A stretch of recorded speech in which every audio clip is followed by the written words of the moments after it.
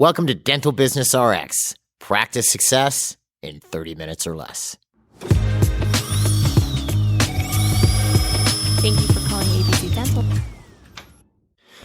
At several points over the last 2 years, we've dedicated episodes to what's happening with the employment or job market in the United States, as well as various economic issues such as inflation and interest rates and how these might affect your practice. Well, it's time for an update. And to be clear, I am not interested in doing a deep dive into a ton of boring economic data that's going to put all of us to sleep. My primary interest is to ensure that you're aware of what's happening, the effects it could have on your office, and most importantly, to share the guidance we're giving our clients to help them increase growth and profitability in the current environment. And to be clear, I'm not an economist. And looking at the last 15, 20 years, I think that's actually a good thing. So obviously, any decisions you make are your responsibility as a result of listening to this, but I'm going to tell you and share with you what we are going over with clients. My name is Jeff Bloomberg and I'm your host, and I'll be hitting in two major areas in this episode: the staffing and labor market and what's happening right now with inflation. And again, at the end, we'll touch on these 4 actions we're recommending MGE clients take to successfully navigate through all of this. So we'll start with the labor market. What's happening there? And the reason I bring this up is you normally, you from time to time run into issues where someone is having trouble finding staff, or it's very tight in their area, or wages have been driven up very heavily. And the data I'm going to be giving you is more national, but it'll give you a flavor as to what's going on. Obviously, this can vary regionally depending on where your practice is located. So let's first start by looking at overall unemployment in the U.S. Currently, it's at 3.8%. Now, to frame that for you, that is not high. It's been hanging around. That was a little lower a little while back, but it's still sub 4. And this was as of the September report. And I'll put links to all this stuff, by the way, on the episode webpage. The next number is unemployed people per job opening. In other words, if you have 1 job opening and 1 unemployed person, that number is 1. If you have 2 job openings and 1 unemployed person, that number is 0.5. In other words, there's 0.5 people for every job that's currently available. Well, right now that number is at 0.7. It has been lower in the past, and it's been creeping up ever so slightly over the last few months. And this was as of the August report. That's the latest data.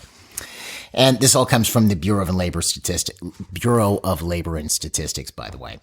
Okay, and then from there, what I like to go into, you're a small business owner, and there's a company called, or an organization rather, called the National Federation of Independent Businesses. And they publish, I've used these guys quite a bit in prior episodes, and they publish an economic survey. It's a business and economic trends. And I have their September survey here. And the first number I want to go over is one that you've heard before if you've been listening to this podcast for a while. And it's percent with positions. What they do is they survey a ton of small business owners in the U.S., okay? And then they give these numbers as percentages for this particular statistic. What this statistic is, the percentage of business owners that answered the survey that are not able to fill a position right now. So, if 100 people were surveyed, it's far more than that, and 50 of them said, I can't fill a position right now, I'm having trouble filling this position, then the number would be 50, right? So the number for this past month, which was September, is 43%. So 43% of small business owners are having trouble filling an open position in their business, which is, not shocking. Now, that number has been higher in the past. It was as high as 51% in September of 2021 when the labor market was really hot. And it got a little hot last year during the summer in June and July. But 43% still historically is pretty high. If we go back to 2018 and 19, it was in the 30s. So we're 43% there. We then have something called actual employment changes. And this is the net percent increase or decrease in the last 3 months. In other words, if you had not lost any employees, your number would be 0. If you were employing less people than you were in the last 3 months, that number would be a minus number. And if it was more, it would be a plus number. Well, the number for September of 2023 was a minus. It was -2. So the average respondent had a decrease of 2% of their employees over the last 3 months. Now, again, historically, obviously, if I go back to the beginning of the pandemic in 2020, this number's, -16 or whatever. But historically, Back in 2018 and 19, these numbers were always positive, 4, 7, 9%, etc. Since the pandemic began, actually, since it really hit the economy in April of 2020, it's been a minus number for most of the months. This year it was a plus number in January, February, and March, meaning that people had 2%, 4%, and 2% more employees than they had 3 months ago, 4% more employees. But since June of 2023, it's been a minus. It was -2, -2, -4, and then this past month was -2. Which brings us to our last number from these folks, which is qualified job applicants. Now, how this number works, and keep in mind, these are people that you are a part of if you are a practice owner, you are a small business owner. So it's not like this is just affecting dentistry if you're having trouble finding staff. So this is qualified applicants for job openings. So this is what percent of the survey respondents had few or no qualified applicants. Few or no qualified applicants. And that number for September was 57. It was 57. So 57% of the people who responded to this survey had few or no qualified job applicants for their open positions. And, as we went over earlier with the first number, right now, 43% of small business owners have job openings. They call this the hard to fill index that they can't fill right now. And then in the face of that, 57% of them had few or no qualified job applicants. Okay. Brings us to the last survey point on this. There's quite a few or quite a bit of data in this whole economic trends report. But this last survey point I picked out is the single most important problem that you're facing right now. So these small business owners were asked, what's your single most important problem? So, and this sort of ties in to what I want to get into next. So the current single most important problem, according to 23%, almost a quarter of the people who responded, was inflation. Inflation was the biggest problem, according to almost a quarter, 23% of small business owners who responded to this survey. And that was actually tied for number one with quality of labor. And I've talked about that before, as far as defining labor quality in prior episodes. How is it defined? In a nutshell, it's work output in a certain amount of time, right? So quality of labor, people who actually can fill the position and do the job that, someone is setting out for them to do, is tied for number one as the biggest problem with inflation. And based on the unemployment numbers, we do have a tight labor market right now. It doesn't mean that you can't win and do well with it, but there are a number of factors that go into it. I'll give you a couple tips before we end off the episode. But let's pick up with this inflation thing next, because I think, and this is something, when I give seminars and then I do the podcast here and I also make videos. So I think I've said something. I don't know where I said it. That sounds a little weird, but I think I've said this on the podcast before. But the problem with inflation is we hear a number, right? We hear a number wherever you get it from, whatever economic source. Oh, inflation is down last month, right? Or, oh, inflation was only 2% in the last month. Oh my gosh, inflation was 9 or 10%. So we hear this number, but we don't relate this number to anything else. It's just a number. Now, the number you are going to hear most often, if you're watching TV or, on the internet or whatever, but the number you'll hear when they say the inflation report came in, right? The inflation report is normally something called the Consumer Price Index, the CPI. What that is they basically have what they call a basket of goods. I promise I'm not going to get too heavy on this, okay? But a basket of goods. And these are things that we all buy, food, housing, or shelter, they call it on there, fuel, electricity, telecom, things like this, okay? Things we buy in our everyday life. And they have this basket of goods and they look at the price of it this month versus the price of it the following month. And the number we hear most often, though, is year over year. So you'll hear a number. The CPI was up by 4%. And that is an average of all of this stuff put together. So gas could be up 30%, but, healthcare didn't go up at all or it went down. So then the number is lower than the 30% gas is up. We get this average. This is the number that we're given.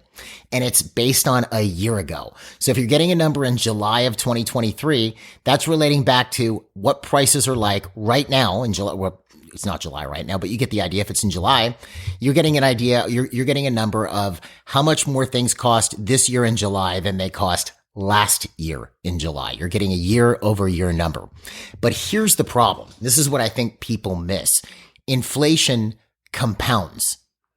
And I say people miss this because, the overall inflation numbers, as an example, for July were 3.16%. That was the overall increase. And we go, wow, that's much better than it was in, July of 2022 when it was 8.46%. So it's going down. Isn't that great? But we're missing something, which is every month it goes up from the prior year means that it's getting higher and higher and higher. Let me give you some reality on this. So if you bought something that cost you $1, okay, in March of 2020, well, in March of 2021, that cost you $1.04. So 4%. Well, what did that cost you in March of 2022? It cost you $1.13. What did it cost you in March of 2023? $1.18. See, these numbers creep up ever so slowly. It's sort of like slow water rising. So where do we stand then? Since the beginning of the pandemic, March of 2020, to now, overall, remember, this is the average I'm giving you, average inflation of all these different areas. The overall inflation rate since March of 2020, what cost you $1 in March of 2020 now costs you almost $1.19, $1.18.88. Okay, almost. So we've had almost 19% overall inflation since March of 2020. And it, for most people, at least I know for me, that doesn't seem like all that long ago. We're only talking about 3.5 years ago right now. And how does that break down into these different areas? Because remember, I told you this is an average of all of these things. Well, let's have a look. And I'll give you some basic numbers here. The inflation rate, and the number I'm using is from March of 2020 to July of 2020, because those were the latest numbers I could dig up with all this stuff. Shelter, housing. In March of 2020, what cost you $1 now costs you $1.20. It's been almost 20%, 19.72%. So it's a little higher than the average, right? How about food? Food has increased by 25.22%. I'm sorry, 25.22%. So what cost you $1 for food in March of 2020 is now $1.25.22. And what about energy? Your electric bill. Well, what cost you $1 in March 2020 now costs you $1.28. Okay, 28% inflation in the last 3 years. How about fuel, gas? Well, $1's worth of gas now costs you $1.30. We've had 30% inflation there. So you see these areas break down. And the areas that haven't gone up much, and you're going to laugh about this one, I hope at least, are education and telecom. So your cell phone bill hasn't been hit that hard. And medical expenses. Medical expenses have only seen an overall 11%, a little bit less than 11% increase since March of 2020. The problem with this inflation thing or situation is it's not just affecting you. It's not just that your supplies are higher or obviously wages are higher, but why is that? Because it's affecting your team. It's costing them more to get to work.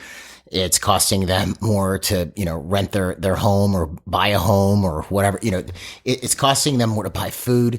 So what you've got is you've got a kind of weird combo of a tight labor market, and obviously that has differences based on the region you're located in, but you have a combo of a tight labor market with an inflationary environment. So you have a situation where people are competing for employees and inflation's going up. So wages are going to shoot up, which is what has been happening, or at least demands for wages are going to go up. I've talked about that extensively in prior episodes. How in Southern California, I was talking to a client and he was paying a hygienist in the 40s in 2018 and 19. And now the going rate there is $60 or $65 an hour.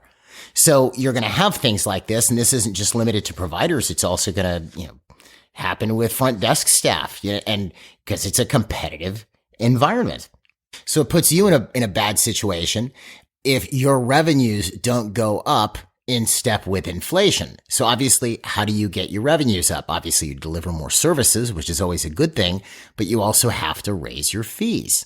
So the question I would ask you is, and this is just the average, and keep in mind, maybe I'm being a bit cynical. Generally, government numbers tend to be, published in a way, this is the way it's been for a long time, in a way that makes the government look more favorable. So I'm suspecting some inflationary numbers might actually be higher, which you might have been thinking as you're listening to this.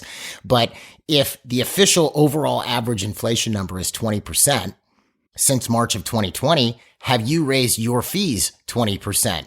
Overall, I'm talking across the board for, a PA, a bite wings, 4 bite wings, or a cleaning. Have you raised them by 20% since March of 2020? And the chances are, I've talked to a lot of doctors, you probably have not. You've maybe done some fee increases, but you probably haven't done across the board 20% increase. And that can be a bit weird if you haven't been incrementally rising. And then all of a sudden you find yourself in a situation where you're like this and you need to do that kind of an increase. And, what I would suggest in that case is incrementally bring it up over time to where you hit that 20% number, sooner, preferably rather than later. So what are the 4 things we're recommending to our clients? Well, number 1 is just basically what I was talking about. You need to keep your fees on pace with inflation. And that's easier said than done if you're involved in a lot of PPOs. So if you are PPO free, this is easy. You can just raise your fees and you can do it incrementally. Keep an eye every quarter even on what the CPI is and just raise your fees, right? But what if you're involved in, let's say 70% of your practice is PPO? And what are PPO fees like? Maybe in your area, a crown, let's say 2740, code 2740 is $1,300 is the recommended fee, or $1,350, and your PPO fee is $800 for your average PPO. Well, that just doesn't work. To give you an idea, and I've referenced this before. It's a site owned by MetLife. It's called feelookup.com. I'll put a link to it on the episode webpage. But I pulled up the zip code nearest our office here. But to just give you an idea, what does it look like? If you're in MetLife PPO, and let's take code 0120, a periodic oral exam. So what's the MetLife in-network fee? It's $27. What's the out-of-network range? $59 to $55, $55 to $59. Now, here's what's funny about this, too. So I took these MetLife fees. What they said was because they have the network fee and what the out-of-network range is. Okay, and you can see it. You can go and you plug your zip code in, and it'll give you all the codes. Not all of them, but most of them. Commonly used ones. So I took a look at the zip they were referencing, and I held it up against the Wasserman guide, which is, it's a guide that's been used for, it's been around since the 90s, since, I got into the dental industry during the first Clinton administration, so I'm sort of dating myself here. But the Wasserman guide was used back then. And you can order, I'll put a link to the Wasserman guide on the episode webpage. It's very cool. We're not affiliated with them in any way, but I think it's a great tool. The Wasserman guide I held up against this zip code where I pulled this MetLife report from, and their out-of-network estimated fee range was actually too low based on 2023 fees. These look like they hadn't been updated for a few years. So they're saying that a periodic oral exam is $27 in network and it's $55 to $59 out of network. It's actually higher if you're in the 50th or 60th percentile in the Wasserman guide. What about bite wings? $32 in network, $72 to $74 out of network. How about a 3-surface posterior composite? 238 or 2393. $144 in network, $301 to $335 out of network. How about a crown? $726 in network, $1297 to $1320 out of network.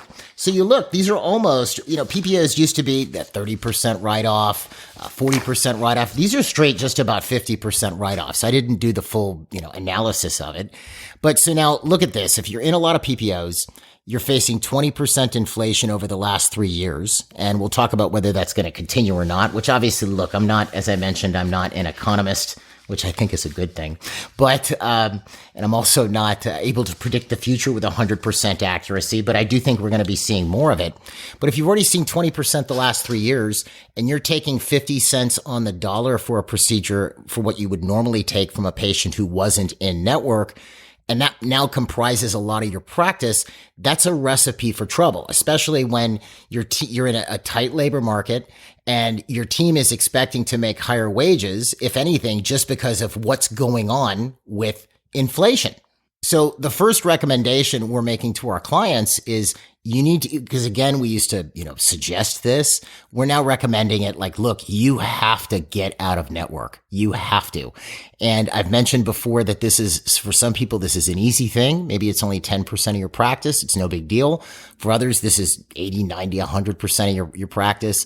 That may take some time. So this may take you 2 or 3 years, but you need to start because there's a couple different problems with it. One, you can't control your fees. If you are a network, you can't control your fees. So you cannot respond to what's going on in broader general society. There's nothing you can do about it. You have to accept this fee. That doesn't work. And it starts to create a situation because all your vendors are charging more. Any new staff you're hiring are expecting more. The staff that you have are looking for more because, they have no choice. You're eventually going to get to the point where, sure, you could give everybody raises and pay more for everything. But eventually who's going to end up completely, in trouble is going to be you. So it's just not, it's a way, if you were to ask the average business owner, hey, what would you think if you couldn't control your fees, that some company that you're connected with controlled your fees? The average business owner would probably laugh. It's just not a good situation. And, the question is inflation over? Is it going to stop? Well, it'll never stop. We'll have some, but are we looking for maybe, more in the near future? Well, there's a couple things. Obviously we've seen what's happened with interest rates over the last few years. That's been in response to inflation. Well, why? Why are we raising rates in response to inflation? Simplistic explanation is if rates are higher, money circulates less fast. It decreases money circulation. People put money in the bank instead of spending it. People don't get loans because the rate is too high to build an addition or this or that or whatever. So less money gets poured into the economy. Less money gets used in the economy because the essence of what is inflation, it's, more money chasing the same or less goods or services, right? Like if you gave everybody $1 billion in the United States, we'd have astronomical inflation because there'd be all this money sloshing around, right? So the other thing that'll raise prices is demand, right? If all of a sudden, I don't know, I'm definitely dating myself here. Back in the 80s, if you're a younger person, I'm sorry about this. There was something called a Cabbage Patch doll. You may have heard of it. And I remember my sister desperately wanted one, and my parents paid 3 or 4 times the list price for it because they were so hard to find or get. That can drive prices up, right? Demand. So the Federal Reserve has been raising rates in an effort to quell inflation. But if the economy starts to suffer, right, what are they going to have to do? They're eventually going to have to start lowering rates so that more money starts flowing through the economy. If they do that, you're going to have more inflation. The other sort of wild card in all this is if we see any type of an increase in oil prices because of what's happening in the Middle East right now. Right? I don't want to get into this too heavily, but this is something to be aware of. If all of a sudden oil prices start to go pretty harshly up, well, keep in mind, anything that requires oil to move it is going to go up in price. I was at the post office a couple months ago. I was talking to the guy at the counter and he was complaining about oil prices, the postal employee. And there was some formula he gave me and I forget what it was. It was like for every penny that gas goes up, it costs the post office X $1 million per day. Right. Well, eventually what happens when a company, if you're a restaurant and the restaurant supply house is charging more for meat or for vegetables or produce or tablecloths or whatever, because they're having to pay more for them because gas prices have gone up. Well, they're going to pass that cost on to the consumer. So that's another potential vector or area inflation could come in from. So if you're in a situation where you haven't raised fees, you're stuck in a ton of PPOs, you're like, okay, well, inflation has dropped a little bit. Again, I'm not making a prediction, but I wouldn't bet the house on that one. So you need to have the ability to control your fees actively. So my suggestion would be you need to get out. Now, how do you get out? We offer something called a fees and plans consultation. It's free. I'll put a link to it on the episode webpage if you want to find out more about it. You can talk to one of our practice management specialists and they can kind of find out what's happening in your practice and give you some ideas as to how you can start migrating out of managed care. Okay. So remember, start now because sometimes this takes a while. Next thing that we're advising our clients to do, obviously, is be able to control your fees. Second thing is you want to build a good base in your practice, like a normal, if you're a general practitioner, a normal dental practice. And what do I mean by that? Well, hygiene should be continually growing. If you're getting new patients, I don't know if I talked about this on an episode or if I talked about this in a seminar. Sorry, folks. But if you were in practice, let's say you were getting 25 new patients per month. You opened a scratch practice. And you were getting 25 new patients every month. And you lost 20% of those patients. They never came back. They didn't like your office or whatever. Well, 25 new patients a month would be 300 new patients in year one, 300 patients. Okay. And you lose 20% of those. All right. So that would be 240 patients you'd be left with. Well, if your office was open 50 weeks a year, 50, you'd end up with 480 recalls. So it's 240 patients, 480 recalls. Okay. That's 9.6 hygiene patients per week. That's a little bit more than a day of hygiene in year one. Well, extrapolate that forward for 10 years. Let's say we keep that 20% drop rate pretty consistent, right? And this doesn't account for patients who were 8 years ago and they're no longer there or whatever, but we'll keep this 20% drop rate somewhat consistent. After 10 years, you'd have 12 days of hygiene. Well, if you have that much flow coming into the practice, number one, hygiene becomes a definite source of production and profit, which is good, but also hygiene is important because it keeps patients coming back to the office so you can maintain their health. It also is a source of treatments and treatment plans for you. So if you did that, you build your hygiene area, you make it important. We've done several episodes on it. That gives you a good base on which to grow from. The next point on having a good base in your practice is to build your practice just doing regular bread and butter dentistry. Okay. I'm not saying to not do large procedures. If you can do FMRs, do FMRs. If you do all on X or all on 4, all on 6 cases, by all means do those. Okay. I think those are great things to be able to offer your patients. I'm not against doing that at all. That being said, I would not go, oh, wow, let's only do those. Because I've seen some folks who get into that. They sort of ignore or don't put a lot of attention on the basic dentistry that's flowing through their practice, and they just focus on the real high-end stuff. That's dangerous because, a good base includes being able to provide all the services you can to your patients. So if you're increasing your flow into hygiene, you're doing all the basic dentistry, it might mean that you need associates, which that's okay too. Well, then there's going to be tons of those big cases that you're going to want to do, but you should be able to deliver to everybody. If you're having to push procedures for 6-8 weeks for fillings or something like that, because your schedule is so slammed, you might need an associate doctor. Well, you want to be able to, your practice should be able to organically expand. And if you've got a good base, that should not be a problem. But you don't want to just live for mega huge procedures. That puts you in a very precarious situation. And the fourth thing is you have to use your staff efficiently, especially if you're in a situation where you're just adequately staffed, right? You want to make sure, or you're having to bring on new people, or if you're, however this works in your practice, maybe you lost somebody, you got to bring somebody else on. You have to get the most out of the team that you have there. And how do you do that? You have to be well organized. You have to make sure that those team members are trained, that they're properly utilized. We've talked about in other episodes about having specific functions rather than a front desk person. You have somebody who's focusing on a particular area. You might have 2 people at the front, and one is the receptionist / scheduler, and the other is the financial coordinator, right? Maybe the office manager and the financial coordinator. You want a specialization of functions so that people can be more efficient and you have more accountability in the office. That's something that, we do a whole program on that. That's the MGE program. It's training on organization and executive skills and things like this and how to properly organize. Obviously, I'm not going to cover all that in a podcast. But that is something that if you want to know more about that, or you want to know maybe, what's happening with your staff and how could you use them more efficiently, we're happy to provide a free practice analysis. I'll put a link to it on the episode webpage and we can talk to you about that a bit more.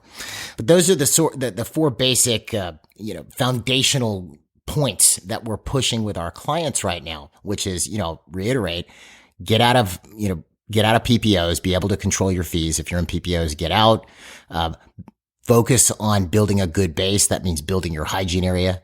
And then also, don't just focus on humongous procedures, do bread and butter dentistry as well.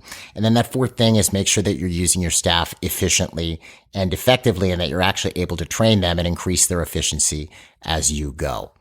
So that right there is about all I have for you this week, folks. That's the little update there. I'll put the links to everything I was talking about, including that fees and plans analysis on the episode webpage and the practice analysis if you want to know more. I hope this helped. And if you want to know more about MGE, you can find us online at mgeonline.com or call us at 800-640-1140. Folks, have a great week and we will see you at the next episode.